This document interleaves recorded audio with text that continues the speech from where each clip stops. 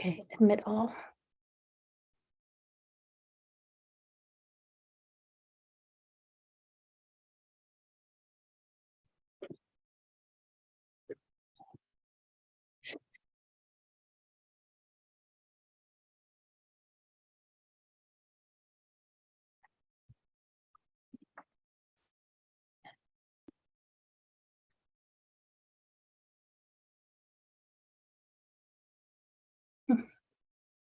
Hey, everybody, it's 7:03.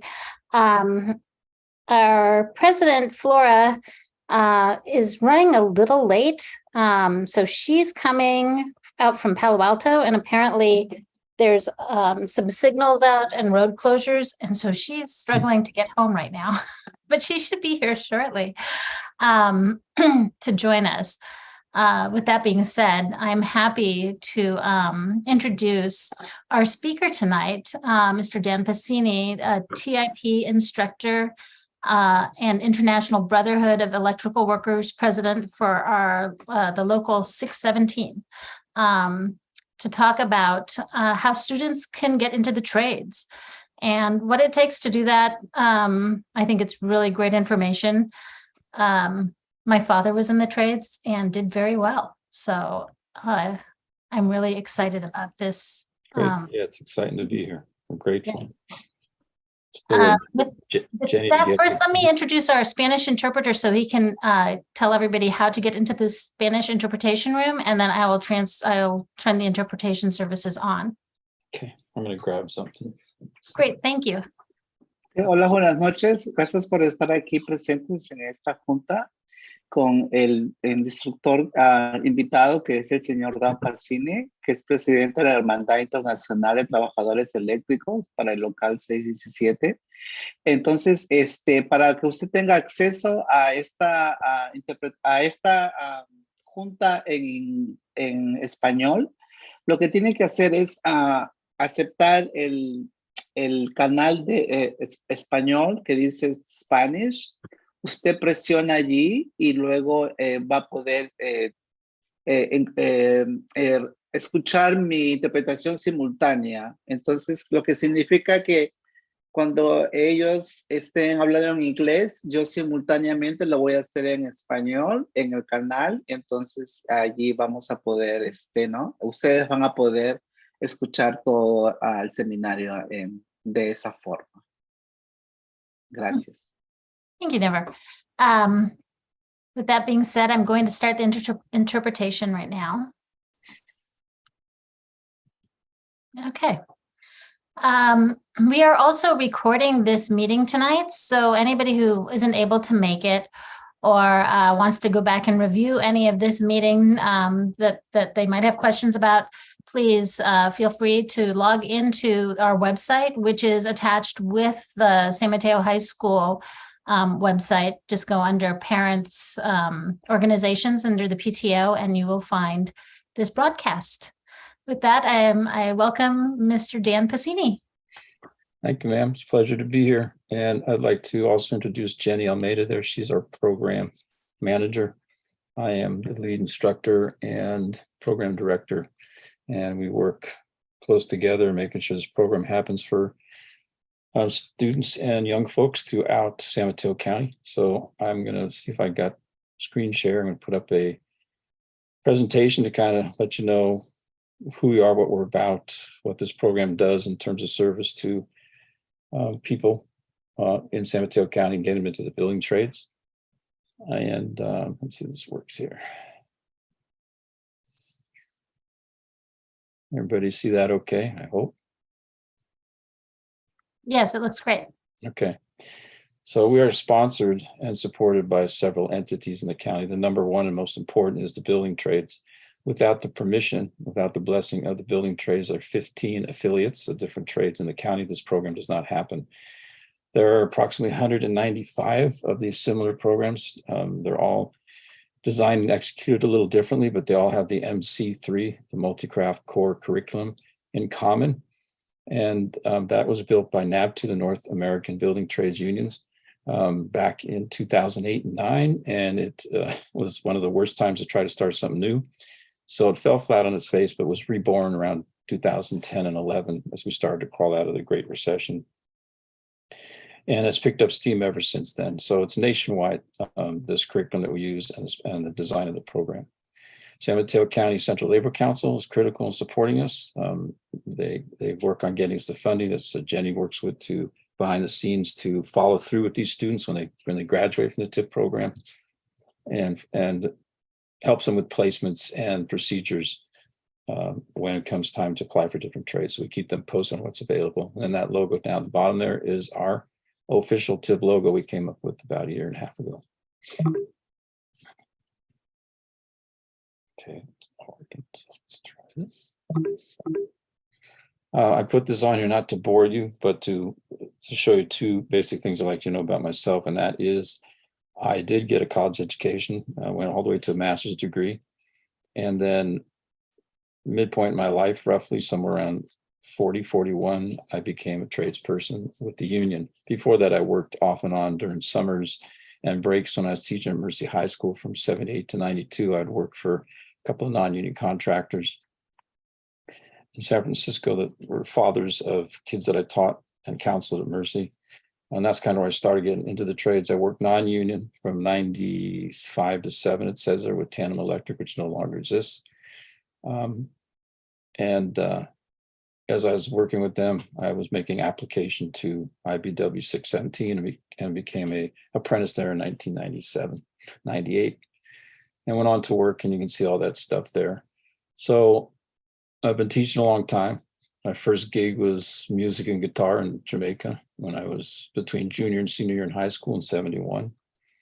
And then spent a year in the Bahamas when I was halfway through college at Loyola in LA, teaching religion grades 3 through 11 down in the Bahamas. They figured if you're in a Catholic school, you're good enough to teach religion. They've since raised their standards quite a bit for teaching at St. Augustine's College there. So I've been a teacher, been a counselor, and that's my credentials in. I have life pupil personnel services, which I guess they don't give those anymore. And that was toward the end of when they were given them in 1970 and 1980. And worked down at Pyramid Alternatives and Pacific Youth Service Bureau with domestic violence offenders, DUI, multiple offenders. So, I've done the professional thing. Half my life was mental health, and education has persisted through the entire thing, whether I was working for the local, teaching apprentices, continuing to teach with TIP now, and working with the JTC, which is the Joint Apprenticeship Training Committee that runs the apprenticeships that all of our affiliates run in this county. So I'm staying active with that part of it. How do folks get into the trades? How do the people in our program, the young men and women that come through TIP, what benefit does it give them? What's the point of attending it? You can see there's several steps here in progressing through to an apprenticeship into turning out as a journey person, and then you can proceed from there. The ones in blue are optional. They're not mandatory. You can apply directly to apprenticeships. The ones in blue greatly increase the odds of you getting into that apprenticeship. Pre-apprenticeship is different from an apprenticeship readiness program, which is San Mateo Trades Introduction Program. It is an ARP. It's an ARP. Pre-apprenticeship and apprenticeship carry a simple thing that an ARP does not carry, and that's employment. There's work, there's pay, and that's covered inside agreements that provide for pre-apprenticeship. And the plumbers call tradesmen. Different trades will have different pre-apprenticeship programs at different length. Once they get into the apprenticeship program, it's a 3 to 5 year apprenticeship, and you earn while you learn. There's no debt coming out of that. As a journey person, you've completed your apprenticeship, now you're making full wage, full benefits. And usually in the later steps of being an apprentice, you've gotten full health and welfare and comparable pension to what the journey persons are making. From there, sky's wide open. You can progress. You may want to work with the tools your entire career and never progress to foreman or general foreman or superintendent, moving up the food chain. People are more and more responsible for what goes on the job site for subcontractors and general contractors. You can go as far as become a shop owner, work as an estimator there, a project manager, a detailer for guys in the field. You can go toward the union office and run for office as a business manager, president, all the vice president, et cetera. You can become an apprenticeship instructor, training director. So there are a lot of different things to do, and there are a lot of different classifications in each of the trades. Carpenters do a lot more than just framing. They do everything from underwater welding to setting up hook and millwrights to set up conveyors like at the airport, and finish work to do. There's many different classifications, and many of the trades are like that. But the ARP and what we offer through the TIP program gives students and the kids, the people in the class, young folks that come in, a real step up in terms of applying. They know a lot of what, and we're going to show you the details of what we cover here in a little bit, but they know a lot of what it means to get into a trade, to be in a trade, and to be part of a union. And that makes a big difference to the people that interview them, whether it's a contractor or whether it's me. And my colleagues that interview, we just finished interviews, we're finishing tomorrow, are people who are trying to get into our program now for school starting in August. So we interview these folks, and it's real clear that a lot of them have not done the research. They don't know what's going on. But the graduates of TIP, no, they've got the information, they got the tools, they've got the background to succeed in that interview, because the interview is what makes or breaks, whether it's with the contractor or with the training program, makes or breaks their acceptance. That is how they're ranked. And as they're ranked in numerical order according to their score, they work down and take however many they can take depending on what's happening in the job market. So this is the benefits basically of a union apprenticeship. You are learning from experienced workers are there. They're teaching you in the classroom and in the field. You're getting paid. You're receiving health and retirement benefits at the same time. Usually a first-year apprentice is a probationary period, so they may not be getting the retirement benefits, but they will as soon as they complete the first 1,800 to 2,000 hours in the field. Education's free. Your brothers and sisters paying it for it. They're investing in you to come out in the field and be of service in that trade once you turn out and as you progress through your apprenticeship. They are wages with which you can support in this county still to this day, support yourself and a family. And it gets better and better as you progress through your apprenticeship, 3 to 5 years. There is no requirement for a college degree. You don't even have to have a clean record. Felons are welcome into the trades. They just will be limited as to where they can work. They may not be able to work at the airport. They may not be able to work at a hospital or school. It depends on what the situation is. It does not prevent them from getting into the trade. Some of the best apprentices I've taught in our program have been folks, a few have done time at San Quentin. They're great people. They've turned out to be great journeymen. We're proud of them. Some trades, it says, will require you to pass a math or mechanical reasoning exam and definitely an oral interview. The oral interview could be, again, with the contractor or the apprenticeship program. Some require you to go get a union contractor who will sponsor you. That's called a hunting license.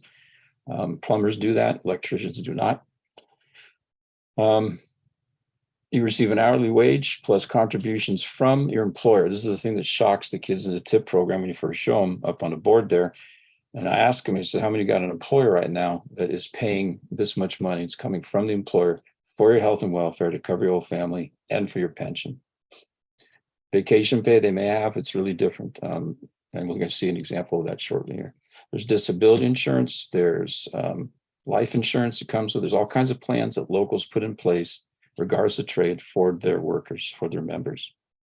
It says below, the wages increase every time the contract is renegotiated. That's a collective bargaining agreement. That is the legal document agreement between labor and management.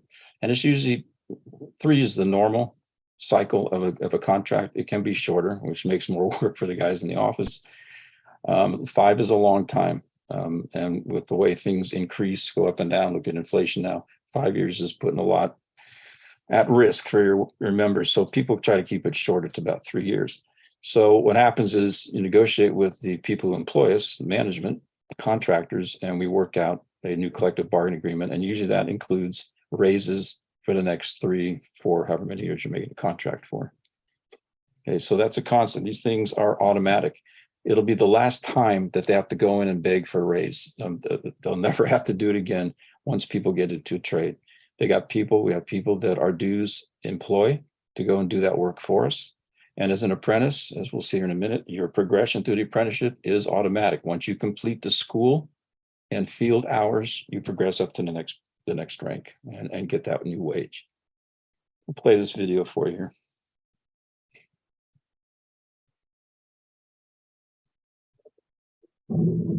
They think I'm crazy. They've seen pictures of me walking on beams and climbing columns. My mom has pictures. Oh, that's my son. That's me. East and westbound, Oakland, San Francisco, Bay Bridge, Los Angeles County, Yuma March, 6-story hospital, oil refinery. I built it. I built this bridge. I built it. I built it. I built it with my 2 hands. With these hands, 5, 10 fingers here. And I'm proud of it. Something was missing after I left the Marines, and I wasn't finding it working in the retail business. I decided to be an operating engineer about, I guess, 2 years ago. You know, my buddy Ted showed me pictures of the stuff he built, and I was like, man, I want to be involved in that. I remember seeing these pieces of equipment and thinking, oh my gosh, that tire is 5 times as tall as I am. I didn't know what I wanted to do. I didn't know what to expect. I didn't think I could do it when I was a waitress, just going to work every day, and I finally needed a career, and I just said, I'm going to do it. I got into apprenticeship. I had a good friend who told me how to get in, and I looked into it. Their benefits were excellent. The pay started out great for being out of high school. I filled out an application and they called me back. I started the program, and it's been the most rewarding career. I wish I would have started when I was younger. You can be an apprentice at any age. It is for everyone. Your normal 4-year college is not for everybody. You learn while you earn. They really do a lot of good training. But when I first got on equipment for real, I'm not going to lie, it's a little bit scary. They're going to show you the proper way to do it, and they have. And now I'm a certified welder. After that, it's cake and it's fun.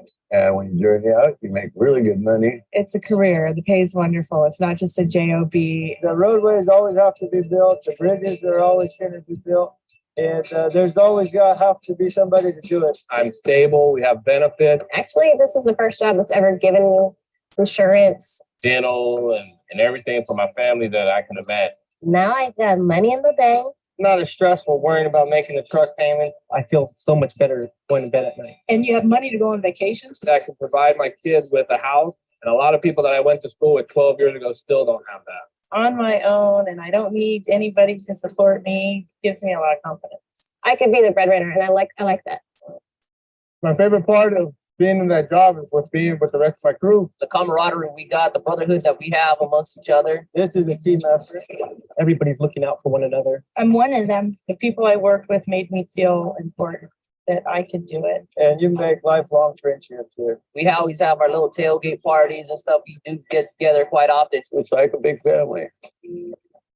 Yeah, we do have women working with us, and they're just as good as the guys. I never imagined I'd be doing this type of work. It was great to blow someone out of the water that just looks at you like you can't do it. I do not mind getting dirty at all. It's kind of fun, actually.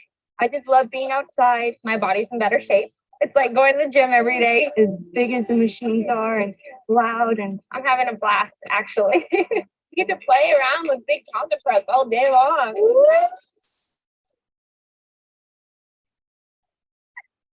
A lot of fun. It's the glory job, you know. There's nothing like being up there 8 stories. You stand right on the top, you know. I'm like this man. I'm on top of the world. it's just an adventure. You never know where you're going to go, what job site you're going to be on. At Disneyland, one day, at a refinery the next day. It's always a challenge. If I was bored, I wouldn't be doing it. And you get satisfaction out of knowing you helped build something. When I get to stand back and say, I built this. This is my bridge. I drive by and I look at it and I go, I built that. This building's gonna be up longer than I live. Awesome. You know, you look at that, you're like, wow. Every day you go home saying, I accomplished something. It's been a great experience. I would rather not be doing anything else. This is the best job there is. My family's proud of me. My daughters are very proud of me. They love it. You know, my son, he wants to do the same thing. It's an amazing experience. It's awesome. I love it. I'm empowered. It's rewarding. I think I have a great future ahead. I think we'll be here for a long time, building California. Work 20 more years, move to Hawaii, surf. Nothing beats it, no. Can't beat this. It doesn't get much better than that. It's time to go to work.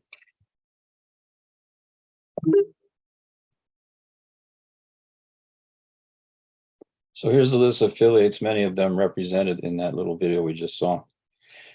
These are the folks that work with us local. Most of them come to class and do an 1.5-hour presentation each, where the students get to ask them any questions they need to about the day in the life, what it's meant for the presenter to be in the trade union they are for the length of time. And many of them have been in for minimally 20 to 25 years, and some come in who've been in like 40 plus years. So they get a wealth of information that the person on the street applying directly to apprenticeship does not have. And they hear the same message over and over again. What does it take to be successful as an apprentice? These people tell them the ins and outs of that. Here's a comparison between what a four-year college degree and a registered apprenticeship accomplish for the participants, each of those. Again, this is appropriate to what you want to do in life. What we're trying to do is at least get the word out to students in San Mateo County at the high school level, and hopefully even earlier than that at some point, that this is a viable option. This is something that if you take a look at it, if you come to the TIP program, at least explore it, because the program was set up primarily as that, an exploratory exposure to all the different trades. It's not designed just to funnel people into specific trades.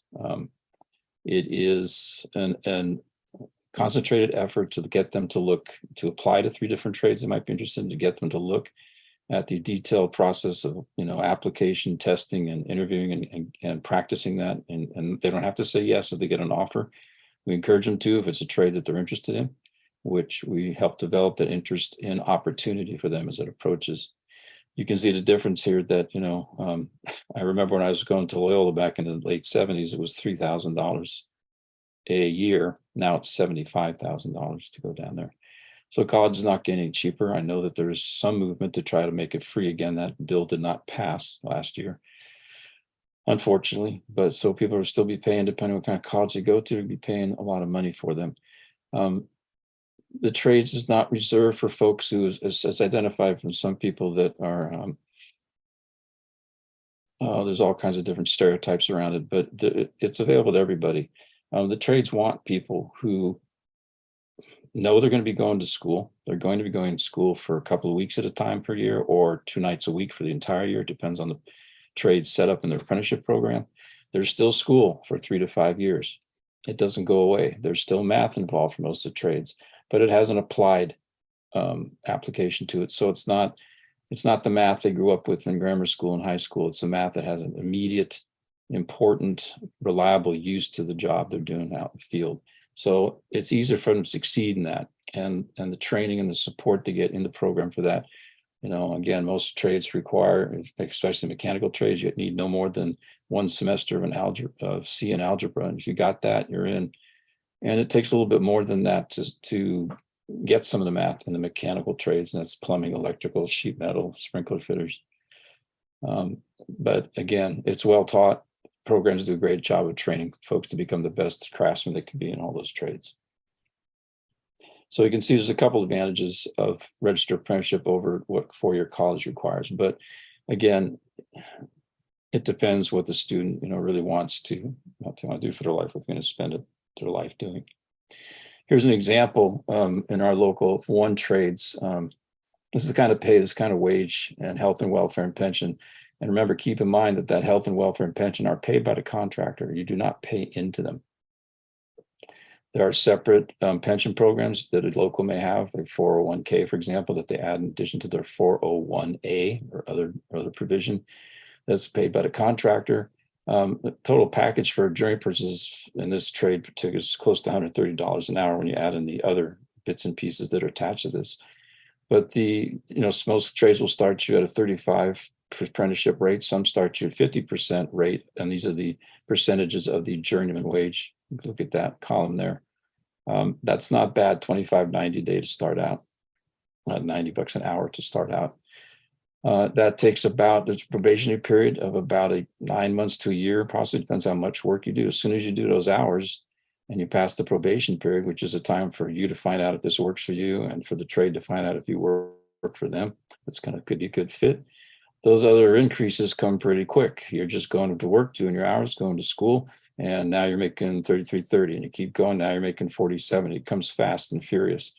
And we have to teach in our program. We like to teach when we have time left, because it's an elective, financial literacy, to help students understand that they're going to be making money that they're not used to.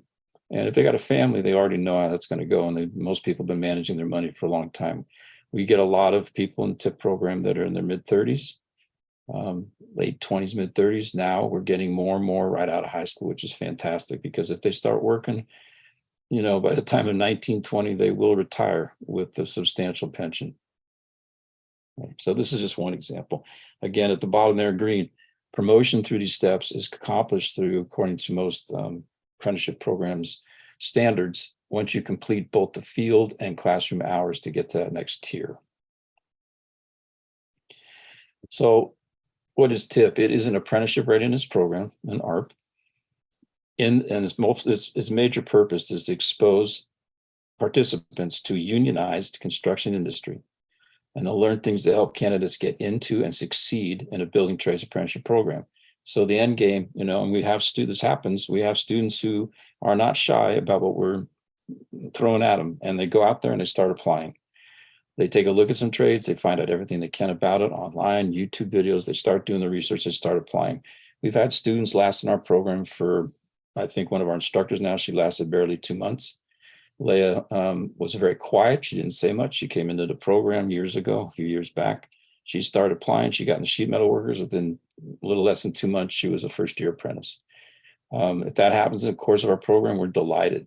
That's the end game, that they're in an apprenticeship program and they're going to succeed. She's now a fourth year she's in her fourth year as an apprentice in the sheet metal workers. She's doing great. She's loving it. And she does not have to worry about finances and taking care of her 2 kids.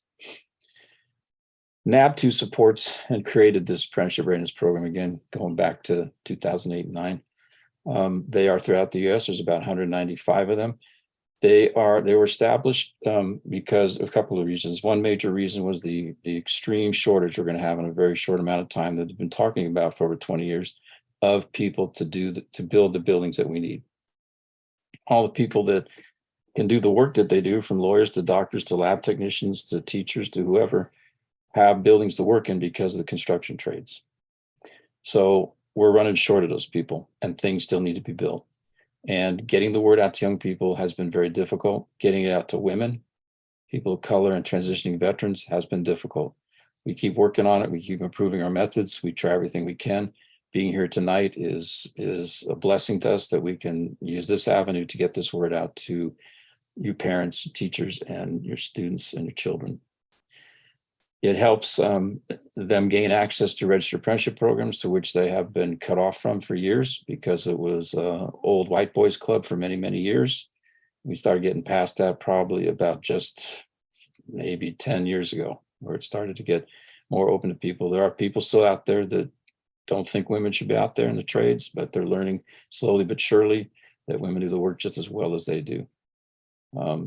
We live in a particularly diversified, which is not the same as inclusive, but a diversified population. And on the job sites, that's what I see up until I retired last June 30th. They're administered by, again, the building trades councils, and our building trade council under Bart is extremely supportive. And again, they must use the multi-craft core curriculum. We'll show you what that's comprised of here in a minute. Our particular program, and there are a few like it, have been approved and registered with the California State Division of Apprenticeship Standards. And we have documentation of that you're free to see if you so desire. And we are rather proud of that because Eric Rude, who is the director of the DAS, the chief, answerable only to the governor of the state, is a big supporter of ours. He really loves our program. He comes and speaks at every graduation that he's available, which is an honor for us. Our purpose is fourfold. Let's see if I can get this out of the way so I can. Let's see if this is blocking part. I can't shut it down. Anyway, maybe you can help me read this, Jen, if you can see it. To prepare the screening candidates for success in their chosen union building trade career at entry-level pre-apprenticeship or apprenticeship. But it goes a little deeper than that. We're also looking for program participants and graduates who, in the words of Denzel Washington, don't simply aspire to make a living, they aspire to make a difference. So this is a big part of their education in San Mateo TIP program, is that you're becoming part of something bigger than yourself. And with that comes a responsibility that is expressed in number 3 here. Number 2, to continue to build on the success and record that we built over the last 9 years. And we'll see those stats in a minute. 3, to understand that unions are what they are and what their critical role is in attaining social and economic justice for all working people, not just union members. And then to strengthen San Mateo County construction industry with viable candidates for union apprenticeship. That is our pledge and our promise both to our participants and to the trades in the county that hire them. We have, I just want to show you the kind of support we have, and that your students coming into this program, your children coming into this program, there's a lot of love there. There's a lot of, and it's very tangible. It's very concrete. And it starts with this phenomenal steering committee. When I teach, one of my jobs on that second slide I show you is I train people to teach this curriculum with some great people from the University of Michigan who are on the Building Trades Academy with me there. And one of the things I emphasize when we teach these courses is that if you want your program to succeed, if you're just starting a program out, the first thing you need to do is start a steering committee and get the trades involved in it.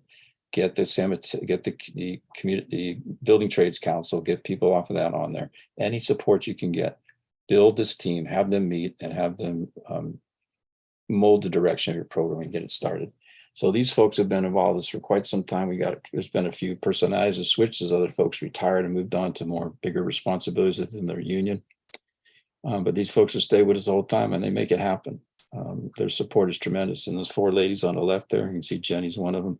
Those are the folks that are helping us. Raina, the second from the left, is retired, but she's still active and concerned and cares about the program. This is Director Rude, State of California, Department of Apprenticeship Standards, speaking at our last graduation. He's just a hell of a human being and has a union background with his family. This is a surprise that we got at our COPE banquet, which is where we have all the different trades and unions in the county get together for a celebration and to remain politically active and aware. And I was honored as a recipient of that at our last one last summer. And when I was done talking, they came up with a little surprise. Senator Josh Becker, state senator, and now Congressman Kevin Mullen, who was assembly member still at that point, with $500,000 to support this program. That all goes to your students and your children. That's what that money's for. So that kind of support, Jenny and her crew use every available financial, funding source they can. And when this came along, that was just a big boost to the efforts that they make. Here's our numbers. Here's our placements. So you got on the left there, you got in green, the different trades. You can see we've placed a lot of electricians, plumber, pipe fitters, and sheet metal workers, and folks who are working construction related field, which means they've gone to a contractor and they might be right at this point working, driving the truck for that company, driving trucks for that company, delivered to the job site, organizing things, working in their shop, getting a feel for and trying to apply and doing some pre-apprenticeship type time in the trade that they're working for, whatever that contractor is. We've got, dabbling here. We've just increased our number of iron workers and operating engineers. We finally got a second one. That is a pretty demanding pre-apprenticeship. It means people have to quit their work for several weeks, 6 to 8 weeks to get involved there. Same with the carpenters. That's a stretch for some people, especially if they got a family. So we investigate the trades, we see what they require, and people try to, they eventually find out what best fits their life and as it exists now. Our total enrollment across the years has been 584, and we've graduated 539. Place to date is 270, which may not sound a lot compared to that number of graduates, but there are a lot of people that come through this program and they do not keep track of the information we give them. They do not act on it.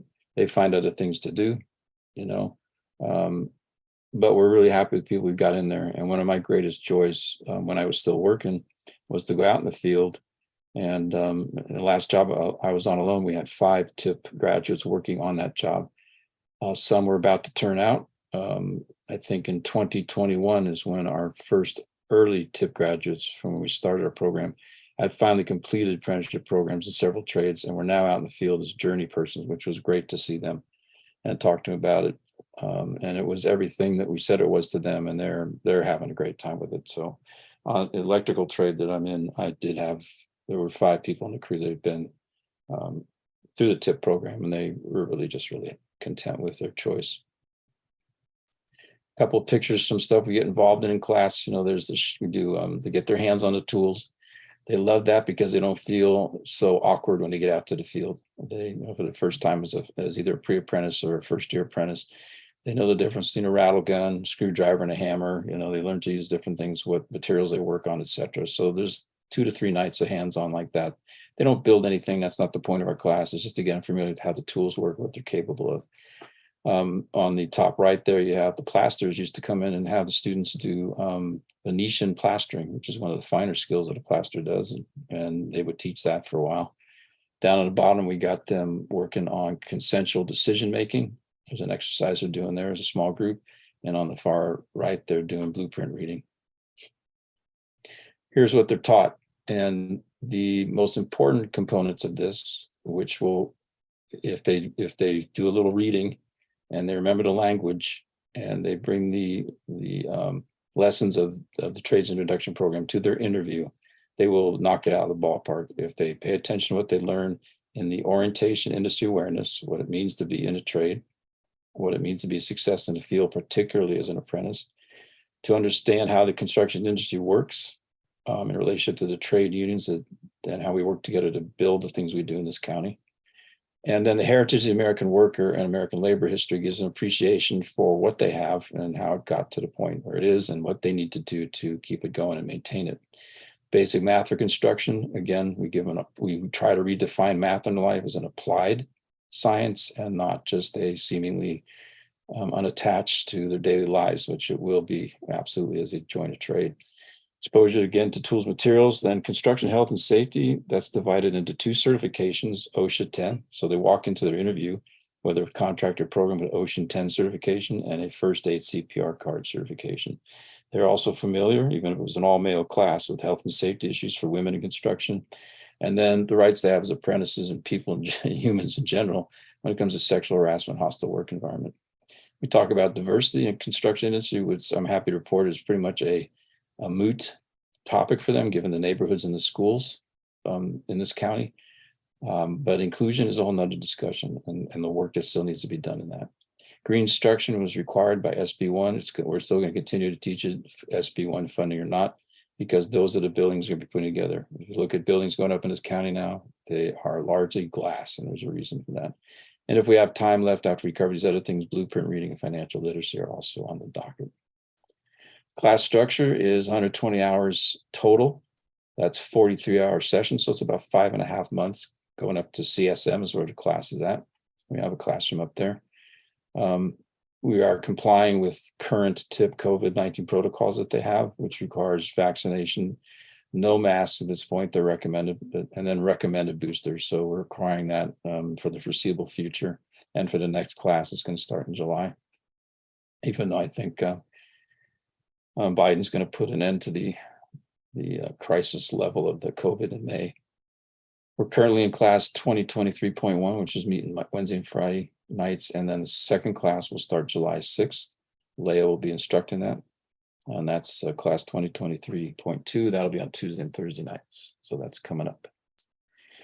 To enroll in TIP, they will need the following 6 documents. They need their driver's license, and these are things that are going to be required by the employer. So we're trying to get them prepared to walk into an apprenticeship. So we don't take people that are, oh, I don't know if I have my driver's license, I'm working on getting it. Yeah, you need to have it. We've had people tell us they're going to get it and they don't get it. And then they graduate the program and they're dead in the water to get that license. So we want to make sure they're prepared upon graduation to walk into an apprenticeship. High school diploma or transcript, GED or California equivalent, a signed Social Security card, self-attestation form, which Jenny sends to them to verify their income because of some of the funders that we have. So pay stub if unemployed or proof of employment income, and then proof of your COVID-19 vaccination. So there's 6 basic things. It can include both booster shots, but we require basically the fundamental vaccination. Student costs, 0, nothing. And I'm going to ask Jenny here to, in a little bit, speak after we look at this about some of the other services that they provide. Here's our current flyer. We'd like to get these out to your school, and Jenny can send that to, just get her email, and you can contact her and she'll get you a copy of this. When we visit the schools, we'll bring a pile of these with us. But there are 3 orientations coming up. They're all on Saturday at 9 a.m. They will be in person at 1519 Rollins Road, which is the apprenticeship program and hall for the plumbers, local 467 in San Mateo County in Burlingame. There is a registration link there to use. It says registration is not mandatory, Jenny. Yeah, it's not for that. But they have Not mandatory. Yeah, but they have to come to this to apply. We do not send out applications online to individuals. They have to come to the orientation so they can hear some of the things you've heard today and so they can understand what we're about. So Saturday, April 1st, Saturday, May 6th, and Saturday, June 3rd for entry into the July, December 2023 class. So Jenny, before we take any questions, would you be so kind to talk about a little bit about the support services that are included for TIP students? Sure. Hi, I'm Jenny. I am the program manager for the Trades Introduction Program. Excuse me. Some of the supportive services that we provide are gas reimbursements. So we provide up to $100 a month for if all they have to do is provide us receipts. So they would just text me or email me receipts with their name on it. And in return, we just provide them a check with their name on it, and up to $100 a month for the 5.5 months of our program. So just for taking our program, they get $500 in gas reimbursements. Other things that we've provided are we've replaced car batteries for people's cars who've broken down. We've made about, up to $300 to $500 worth of car repairs. We've paid some medical bills. We have a current grant right now that people pay for rent and mortgages for students that have responsibilities where they are responsible for helping their parents pay for their rent or their mortgages. As you know, a lot of students are responsible for paying for their household bills or helping out with their household bills. So we try to remove as much of the barriers as possible so that they can focus on just this program, and just try to remove as much as possible so they can just focus on this and themselves.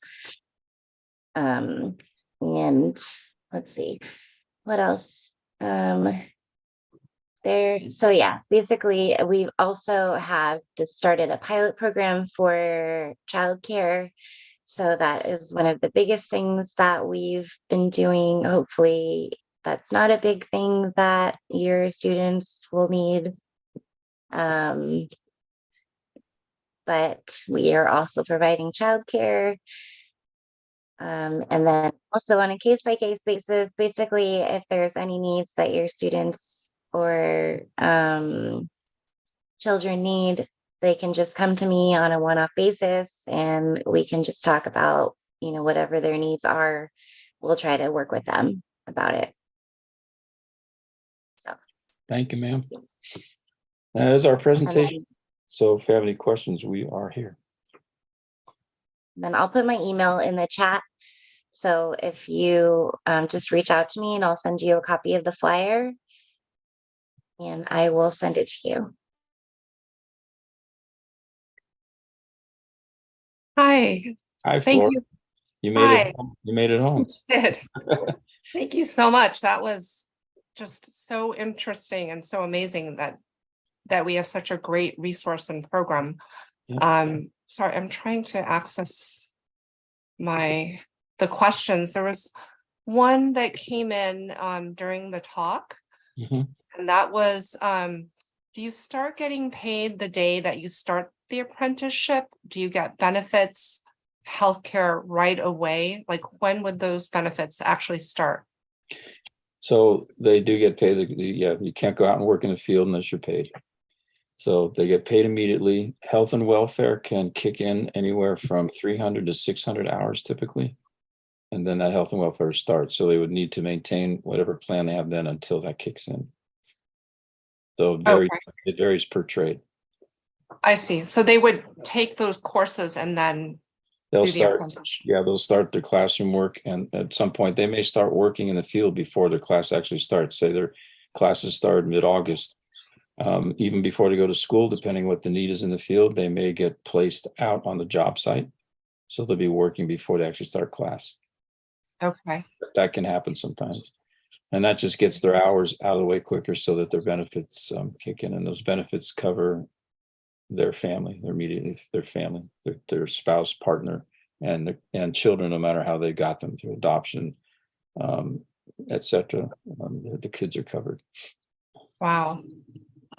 One question I had is on that chart that you had. How long does it typically take someone to go from like the beginning to like the journey's been, or like the highest level if The they length of progress? the length of the apprenticeship program, because you saw that the example I gave you had 5 different tiers, so that's basically each Okay. tier. Oh, But depending on the hours you work, you can get and you know what jobs you're on, you can get to those goals faster. So it may not Okay. take a whole year. It can take maybe 6 months, 7 months or less, and then that next raise comes up because you're working. You may be working double time on weekends. It depends what the setup is for the job, but depending on how many hours you put in, and then you have to also complete the school hours for that year. So it's normally, you may get moved a little faster depending where you are in your school. It depends on the apprenticeship program. okay.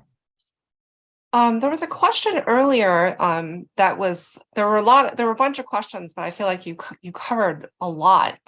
Good. But there was one that was, That's are the there some objective. trades where a student could get experience without having to going through the program yet, just to see if that's what they want to do?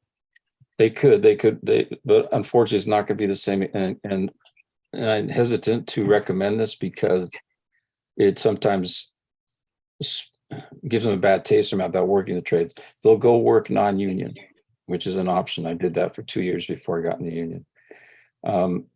For some kids, they do that just to find out, okay, that's what this trade is. I don't like that. Maybe I'll try this one.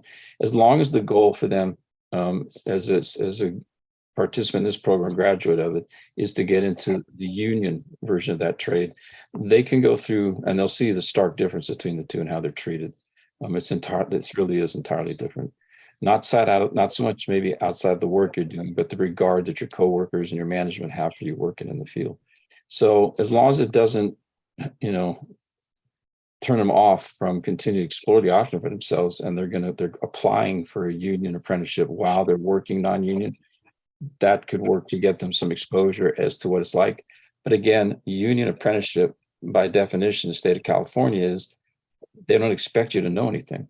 They're starting from fresh.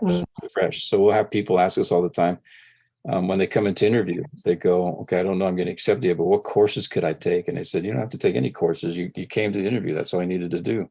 We'll take you in and we'll train you. So you don't need to go sign up for some college courses on electrical engineering, stuff like that. Just we'll let you know whether you get the apprenticeship or not. When you do, they'll start training you. Yeah, that makes sense. Another question was like, what trades do you think have become more relevant or are growing with COVID or were affected by COVID? They all were affected by COVID. As one is affected, they're all affected. Yeah. That's consistent because we're all building the same building. Some trades in general use less people and are not on the job as long as other trades. Some trades are there from beginning to end. Some trades show up for a little while, do their thing, go away, maybe come back to do a couple of repairs or additions.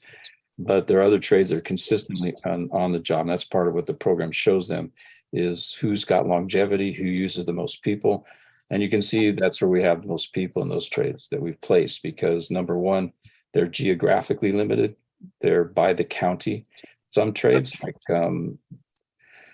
what's the one thing of the operating engineers covers, all of Northern California and Hawaii and some other spots. And not that they're going to make you travel that far, but there's that option. They try to keep you as close to home as possible. Like Leia's doing sheet metal work. They cover a large portion of Northern California, the Bay Area for sure. So she could move around, but she's been pretty much working close to home because they know she has a family. So they work with you when they're training you to keep you in jobs that are pretty close to your locale. Nice. Are there summer internships or apprenticeships to familiarize the student? Some, well, that's kind of what we do, but we don't. We also started last year to have job site visits for folks that are not working during the day, and they can go take a tour. McCarthy, the general contractor, we're doing a major YouTube project up there in San Bruno.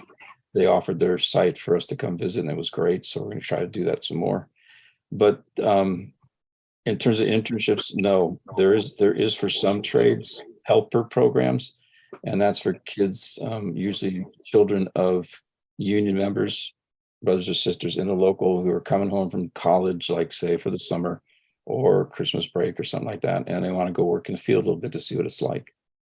But pre-apprenticeship would be the next best thing there, because that, again, that's a real testing ground with pay and health and welfare. That it doesn't include pension, because usually in a pre-apprenticeship program, you're not a union member yet. That's not true totally across the board, but some trades make you members, some don't. And that gives you a time to kind of, you know, say, is this for me? Is this particular trade for me? And it's a time for them to look and say, yeah, this may not be, or, oh yeah, we're great. It's great. It's perfect fit for you. So that's, in terms of internship, that's the closest thing that the trades have. Yeah. That looks like the questions that I have. So I guess the next step is it sounds like we'll see you, the first orientation is April 1st on the flyer. I think it was, yeah. And then Okay. we're coming out to your, I'm forgetting the name of it, but in the gym and the theater, you're having that big event. We'll be at that too. San Mateo High. Okay. What's that called, Jen? Do you remember? In March. I think it is, yeah. And Yes. we're also doing a presentation to the counselors of this county too. We're having a meeting with them. We're going to lots of things in March. Perfect. Getting out and about. Great. So it's this is just a reminder, this is recorded, and so hopefully, you know, people will be able to watch this after. Is it okay if people contact you Yes, I put after? that Okay. information on that second slide so they could do that. They can call either one of us. Okay. And I see Jenny's info in the chat there. Yeah, and they're Great. more than welcome. They're more than welcome. Anybody's welcome to come to those orientations. Even if they got Okay. younger kids that want to come, that are middle school, even elementary school, and the first time they ever heard about such a thing, that's where it starts. So it's just a small seed, but you know, they might come back and go, you know, in high school when they graduate and take a more serious look at it. So yeah, we're welcome to have anybody there. All right. That sounds wonderful. Thank you. Well, thank you for having us, Flora. It's a great opportunity. We hope to keep doing it with all the different schools. Yeah. Yeah, absolutely. This is absolutely, it's so helpful. Thank you. All right. Thank you for having us. Thanks again. Take care. All right. Bye. Thank you everyone for attending.